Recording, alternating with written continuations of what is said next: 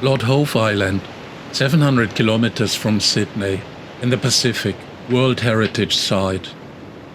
These 700 kilometers are tough. Lots of wind, seas, broken equipment, seasickness. It's winter. Time for gales.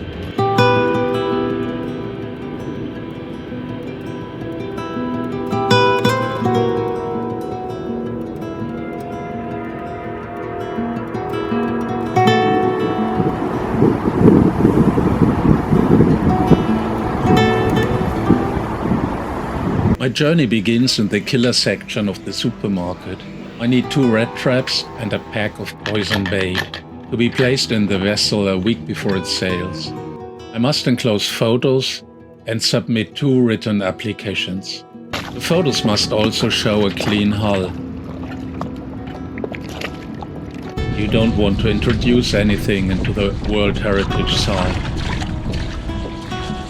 I wait a week in vain for an answer. Then I ask, am allowed to pay $700 and set off. The weather forecast predicts lots of wind and swell. There is no harm in dressing warmly. Within an hour I feel slightly sick. Then the wind vane, freshly flown in from England, comes loose from its mount.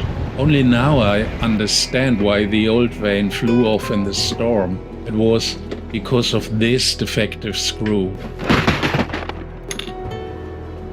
Improvising in rough seas.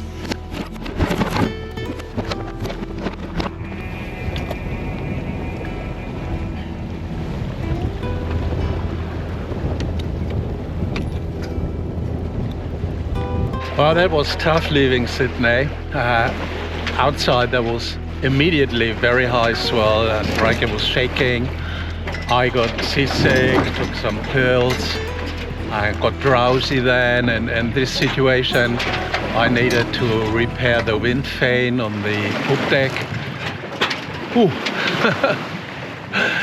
But now is another day and it's totally different. The sea and the wind calms down a bit. But then squalls come. These are cells with gusts and rain.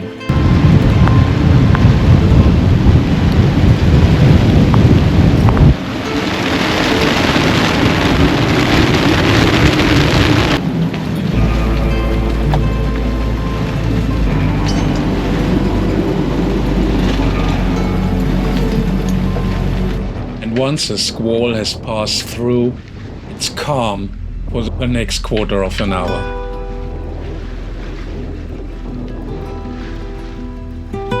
Unfortunately, squalls are also active at night. Instead of 4 days to Lord Howe Island, I sail 6.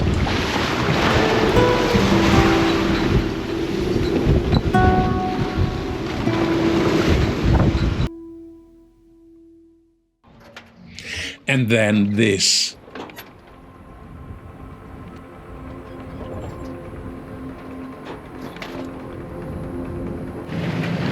An incredible piece of rock, isn't it? It's called Paul's Pyramid. It's the remnant of an old volcano. I came here during the night and then hove to, not to risk anything, and now I'll look at it while the sun gets up.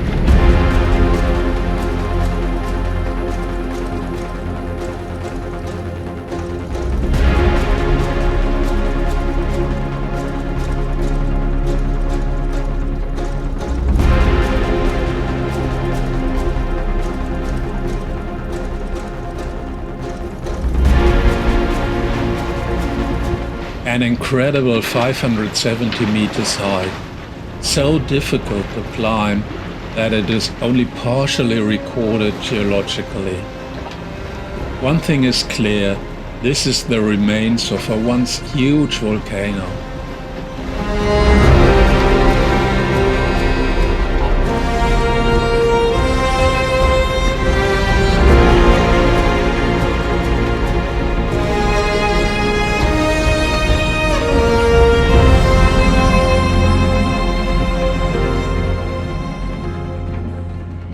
just like Lord Howe Island. Winter is not the season. Tourists can be counted on one hand. Even the fish in the world's southernmost coral reef doze off in the choppy water.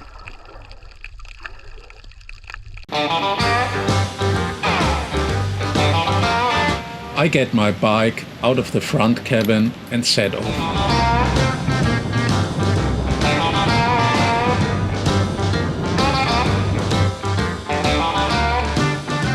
First, I want an overview.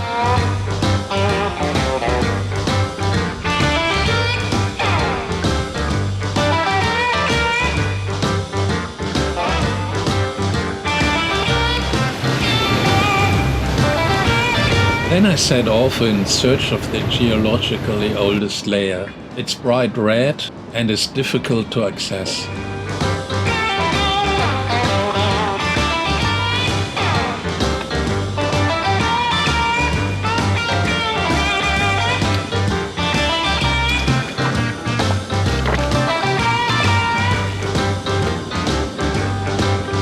It's a very nice hike along the shoreline.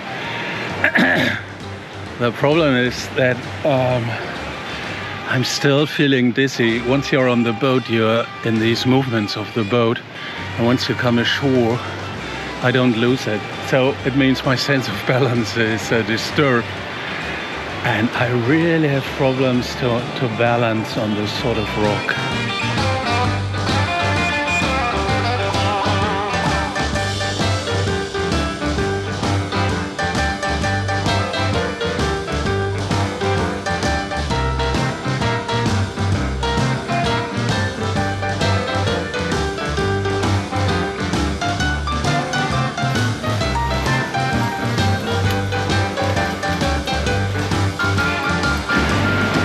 This is what I came for, Hell's Gate.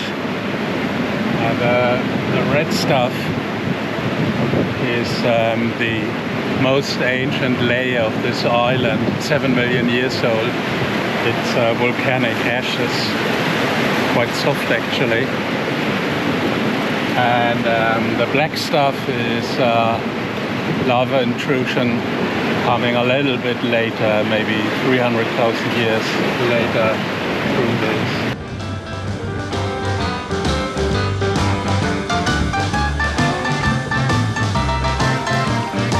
Now I'm ready for the big hike.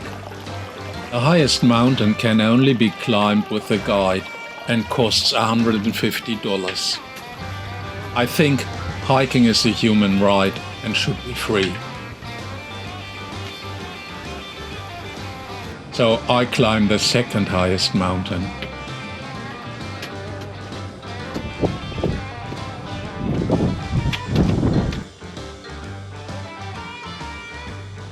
"450 meters above the island." They call it Goat House here. But this is not the mountain. The mountain is another 300 meters. But it's vertical rock, so I can't go. The anchorage is quite away from land, just an arm length behind the reef. 3 low pressure systems pass through here in a fortnight, and Reykjavik is restless at high tide. The last depression is quite something. Lots of wind on the last day. My wind generator can't be stopped any longer, so I try to manually stop him that I don't have an overload in my whole battery system. It's not really calming when you see the sea rescuers rescuing their own boat, so you just wonder what there is going to come here.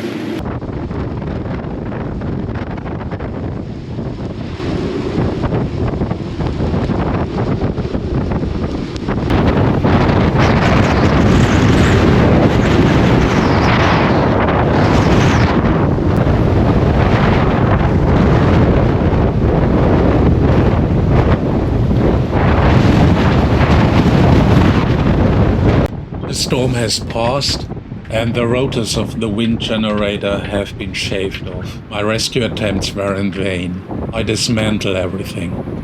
Enough, Lord Howe Island. Soon after the storm, there's a powerful surge on the reef. Port operator asks if I really want to leave. I say yes, and he gives the go-ahead. The exit is narrow. To the left and right, where the waves break, is the reef.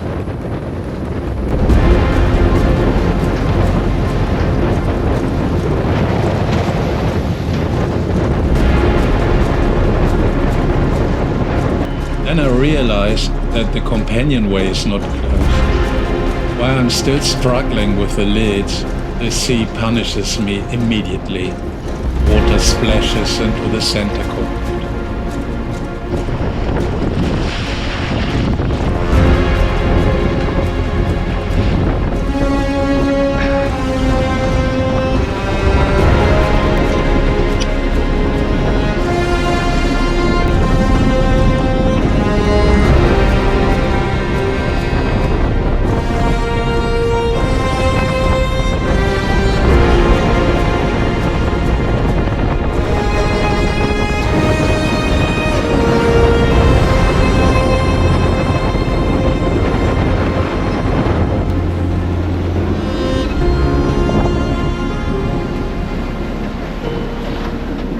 It was tough to sail out of the lagoon of Lord Howe Island.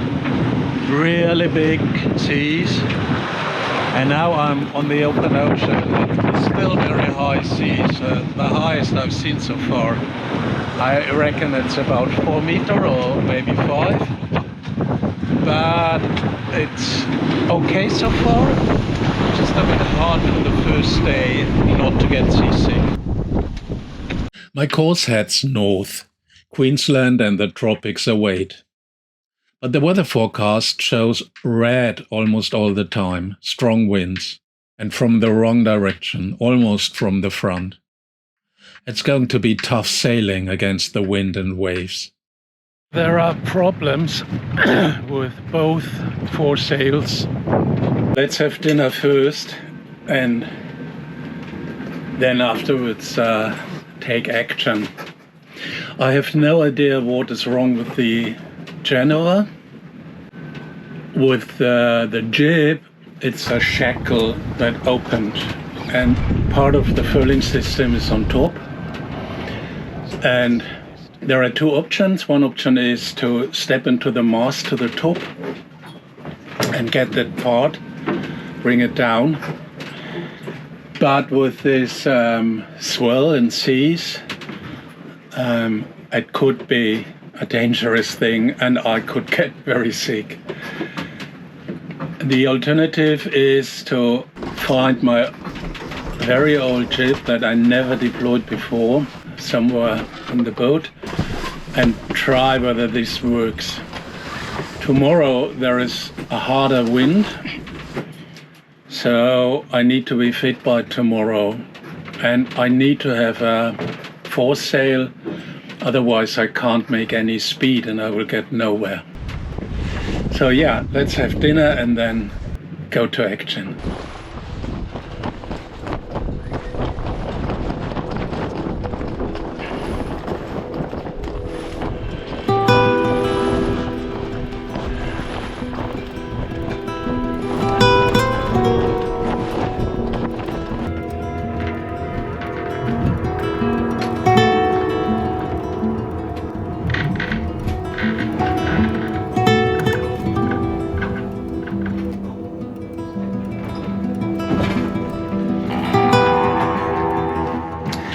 It's 24 hours now that the wind is strong. I am a bit seasick. I have to fight against seasickness. And the boat starts to get wet from inside. I haven't had that before, so here you couldn't sit any longer. And it drips in from here. That must be a part that is not tight. It will stay like this for the next 12 hours.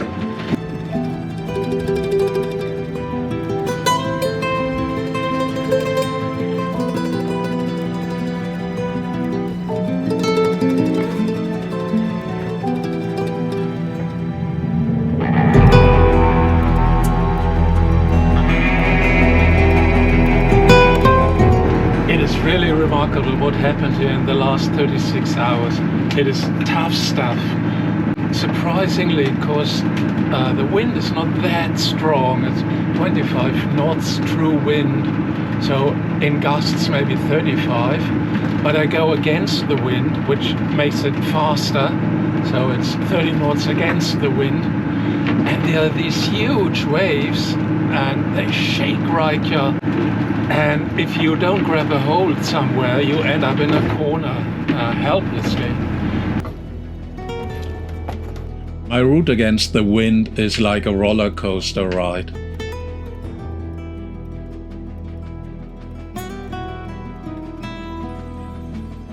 At the end, the wind says goodbye in style with a rainbow. And a bird that was a stowaway during the night leaves me with work to do.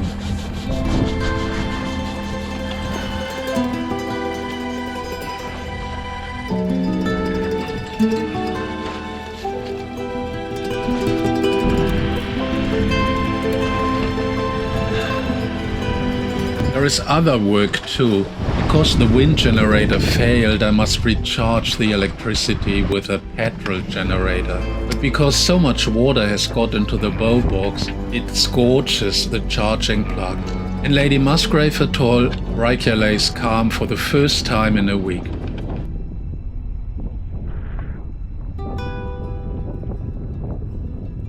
I can't find the fault with the Genoa.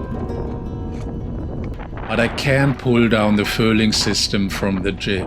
Reykjavik is slowly becoming a normal ship again. And me, I'm slowly becoming a normal person.